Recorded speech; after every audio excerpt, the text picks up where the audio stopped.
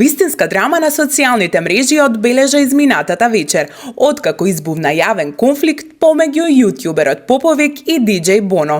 Она што вчера изгледаше како долгогодишно пријателство, денес се претвори во јавна пресметка пред илјадници следбеници на Инстаграм. Според она што можевме да го забележиме, причина за нивната кавга се како што и самите алудираат на рушени меѓучовечки односи, а во позадина наводно стојат и финансиски недоразбирања. Ситуацијата дополнително ескалираше кога Поповик на своето Инстаграм стори објави делови од приватната комуникација со диџеј Боно, испраќајќи јасна порака дека според него, кога парите ќе дојдат во прашање, пријателството престанува. Објавите предизвикаа бројни реакции и коментари на социјалните мрежи, а јавноста внимателно го следи развојот на настаните, додека двајцата поранешни пријатели меѓусебно си упатуваат обвинувања преку своите профили, со цел да бидеме објективни, транспарентни и да ја слушнеме приказната од двете страни. Екипата на Hype Македонија стапи во контакт со Поповик и со диџеј Боно, барајќи нивен став за целиот случај. Во продолжение, погледнете што изјавија двајцата за конфликтот, кој во моментов е една од најкоментираните теми на социјалните мрежи. Никола, здраво. Здраво. Се јавуваме врз основа на тоа што на твојот Инстаграм профил има јавно објавено некоја расправија помеѓу тебе и твојот пријател диџеј Боно, па би сакале Мојот бивши пријател, поправи се. Добро, твојот бивши пријател диџеј Боно, па би сакале да ги опфатиме и двете страни и да го слушнеме твоето мислење. Ете, според тебе, што всушност се случи помеѓу вас и како дојде до оваа јавна расправија? Вака, конкретно што се случило во детали нема да отворам, ова веќе да откриам, ова веќе трае подолг период и не е само една ситуација, туку повеќе се многу сведоци знаат и на мојот 3x3 турнир Slam Jam што се случи помеѓу нас. Тука да кажам беше почетокот, па после тоа продолжи, влегоа и парите во игра и во главно за тоа сме скарани, али самиот однос, самиот негов однос према мене дојде до тоа да јас се осеќам должен да објавам јавно што се случува и како што гледате од неговата екипа исто се охрабрија ради мене, што собрав храброст да објавам јавно све за него и ете се вистината се виде на виделина за тоа што сите му свртија грб, не ситали поважните луѓе од неговата екипа, тоа се диџеј Манов, диџеј Тами, диџеј Тошев, кој што јас го терав да влезе кај него, да не кажам јас му го донесов тој диџеј кај него во екипата. И на крајот од денот се виде вистинското лице на братот, така да сега може што сака да пишува, што сака нека става на сториња, мене тоа не ме дира.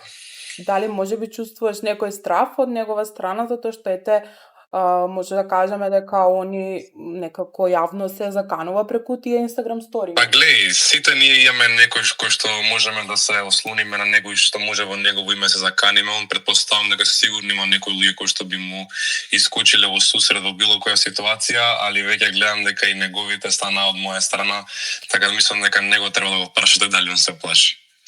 Јас не му претам со ништо, доволно ова што го видува сите јавно реално. Така. Каков беше вашиот однос пред да дојде до овој конфликт?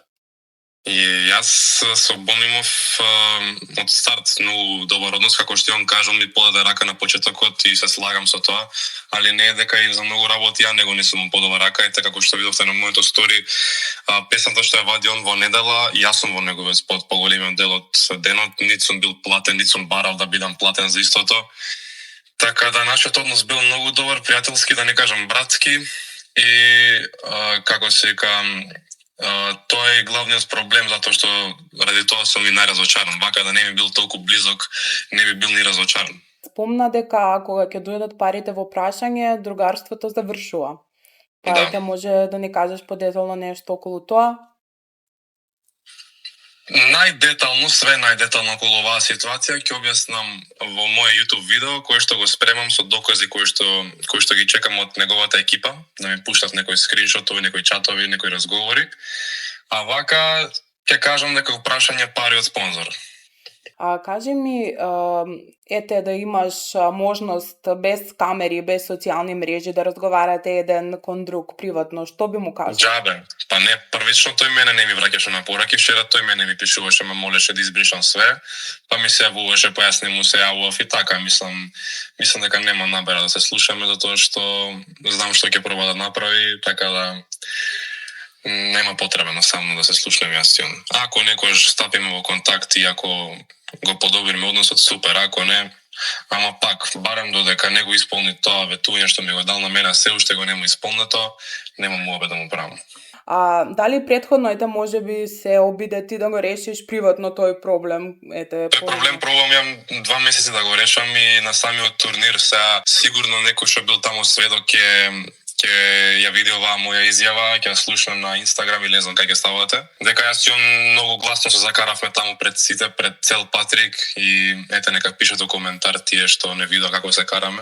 Така да ова трае подолго време, зборено е, џабе зборено, него паметни му доаѓам. Имавме можност да проследиме некоја кавга помеѓу вас на вашите Инстаграм сториња, па би сакала да те прашам од твој аспект што всушност се случи помеѓу вас двајца и како дојде до оваа јавна расправија?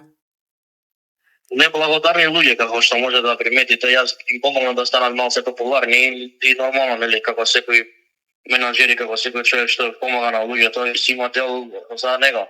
Односно процент. Ја не неколку време, неколку месеци, неколку недели поминаа, веќе не ми дава никаков процент, па веќе немав никакви почнети да почнам да го малтретирам на некој начин со, нели, не закани туку брате до кај си со парите, до кај си со парите. И он нигде никаде, он некако изгледа не му се давале тие пари и почна да формира мислење за мене дека не треба да му бидам више менаџер, да ми дава пари за ова што нели го помогнав да стане. Нели мојот дел, секој менаџер, секој артист, секој музичар си има менаџер и само мојот дел неколку месеци веќе ми го немаше дадено и јас веќе почнав да се запрашам, да прави будала, не дозволувам никој. И ете на крај зема на стори става приватни работи, приватни проблеми, класичен македонски менталитет, како што можете да видите и нормално. Зема и другите рипна против мене, тој ги изгледа ги наговорил и ете на крај виновникот, а ја само добро правев. Тие се ваши долгогодишни соработници, можам да претпоставам. Да, Пет Поповиќ више 6-7 месеци работиме со него, останатите со години работеа со мене, сега изразили незадоволство, срам да име. Сум им помогнал во животот ептен многу, некои за нив дури сум ги спасил од долгови во сериозни негативни ситуации во животот, како должени од камата и така и така надале. Како вака преку ноќ, еве претпоставувам, затоа што овие сториња се од вчера, преку ноќ одеднаш може соработници да го сменат мислењето или да истакнат некои факти за тебе и да ги објават јавно, поддржувајќи го Поповиќ. Кој е твоето мислење? Парите им се најважни, не пријателството, не целта, не идејната, само ти искористуваат и после ги нема. Не, ова прв да ми се случува на мене, неколку јавни личности ми го имаат направено истото, така да нема да ги менувам овој пат и ги оставам.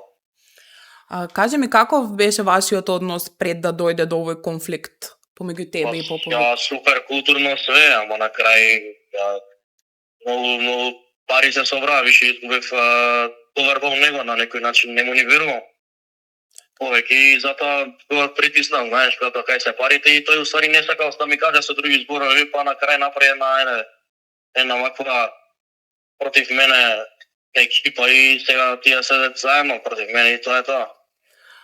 Како ти се справуваш со таа ситуација? Како тоа влијае врз тебе приватно и професионално?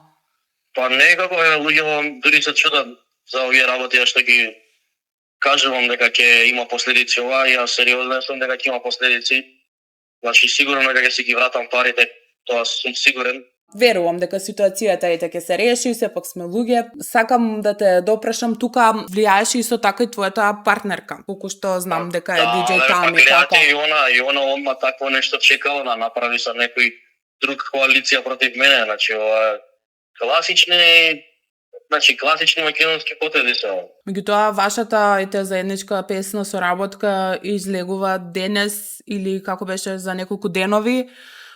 Недела ние имаме подпишано договор во една издавачка куќа и таму не можеме да го направиме ова ништо поинаку да биде, мораме да извадиме песната. Све платено, све со документација, заверено со на документација, па ја со авторски договор дека мора да извадиме песната на тој ден, авторски заверено и многумина би кажале дека ова е некој маркетинг трик. Дали Може би има нешто такво, ете, да не сакаш да ни откриеш. Како маркетинг трик. За крај, доколку ете имаш можност без камери, без социјални мрежи да разговарате еден кон друг, што дали би му кажал нешто, дали таква ситуација би Па постоела? не би сакал да го видам, тоа е срам од човек, тоа ете и тие видеа што ги снимал, децата ги снимал, срам да му е. Децата ги снимал у паркот како кршеле, што има да ги снимаш, кажи, и ми направи добро дело, а не да ги снимаш клауд, за да има прегледи деме кон добриот. Глупости, ете каков е. Не почитува ништо. Боно, ти благодарам на издвоеното време и на твојот разговор. Се надеваме дека ќе се среди оваа цела ситуација. Ние стегово сме тука ете да помогнеме и да се најдеме во пресред на вас јавните личности. Фала ви што ете ми дадовте време и отвоивте да ми се јавите. Имајте убав ден.